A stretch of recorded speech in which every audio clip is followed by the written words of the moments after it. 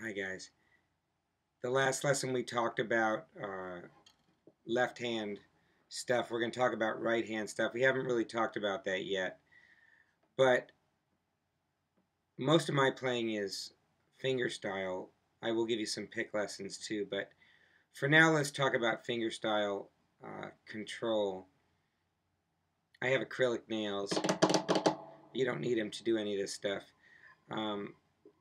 What you want to be able to do on the guitar is pick and choose the note that you're going to play before you play it. And one of the ways to get good at not having to look at the strings is to always know what string you're on by feel.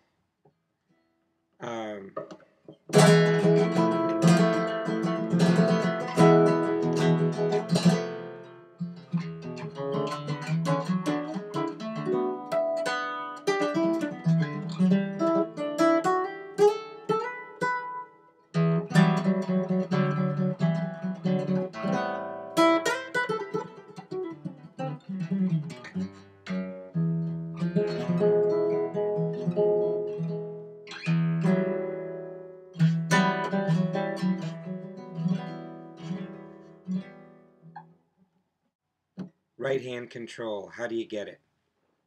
First of all, you need to understand the job of your right hand, assuming you're a right-handed guitarist. Most of the rhythm comes from your right hand. It's your drummer, whether you're strumming or finger picking.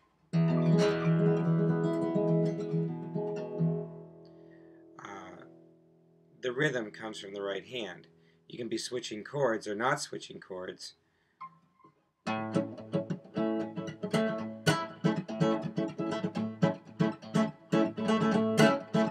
All the action's really coming from my right hand.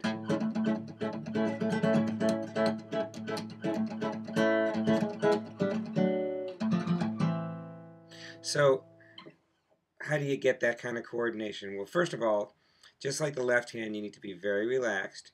You need to know where your fingers are at all times. So a good way to figure that out is take your third finger and your thumb, and you find the two outside strings, and then come in one string each, and you have four fingers, thumb first, second, and third, or a P-I-M-A if you're classically oriented.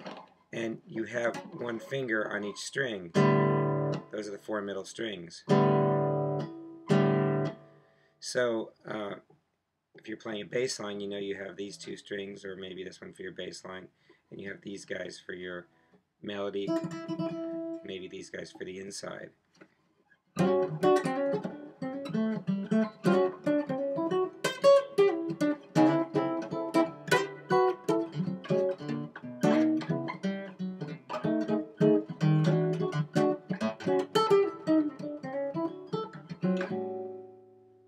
I know which fingers are on which strings at all times because I'm constantly aware of where they are. I'm not just hitting haphazardly. So to build some of that coordination, there are little exercises you can do. I'll show you a couple of them right now. You can hold any chord. Let's hold an E minor chord. You can practice doing four strings at a time. This is one of a million ways to do it, but I'm using my thumb, P-I-M-A. I'm not using my little pinky at this particular exercise. So all I'm doing is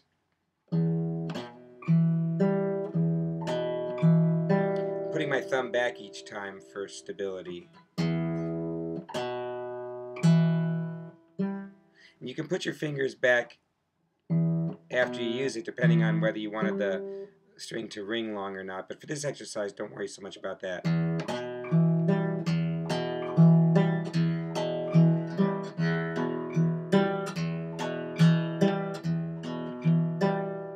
Putting my thumb back, trying to. Then I'll take the next four strings. I'll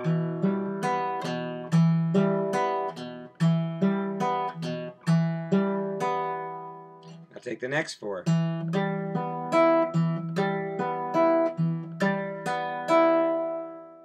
You can do it backwards. Next four. Next four.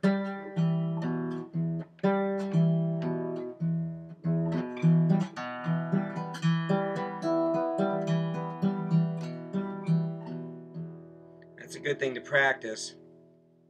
You can also practice picking groups of 4 strings. I'm just pulling my hand together, thumb going down, fingers going up.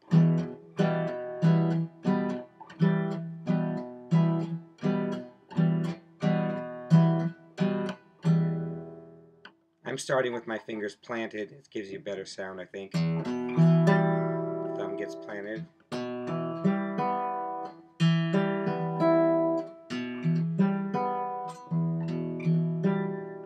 It's only one way, there's lots of other ways, but that's a good way to start. It's a good exercise. Try it with a metronome. Don't have one handy, but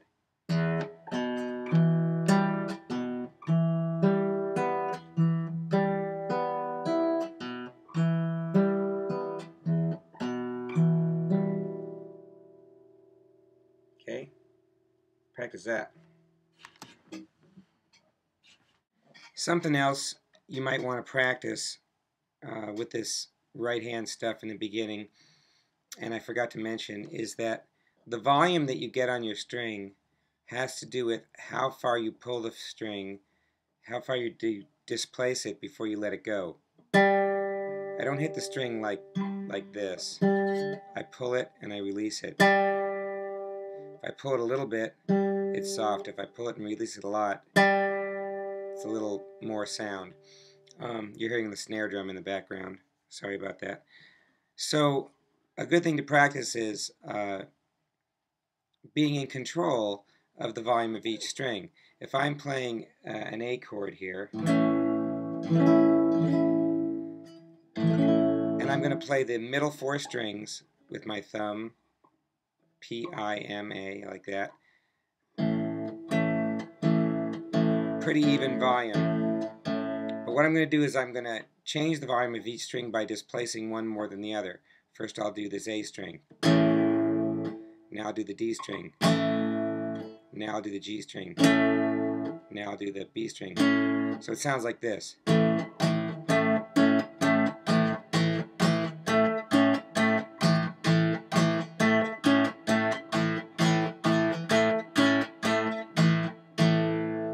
I'm hitting all the strings, I'm just pulling one longer or farther than the others.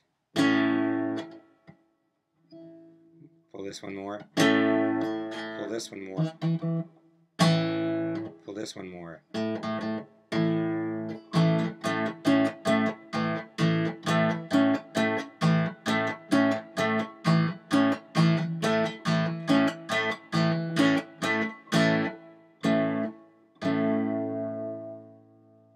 That's another thing you can practice.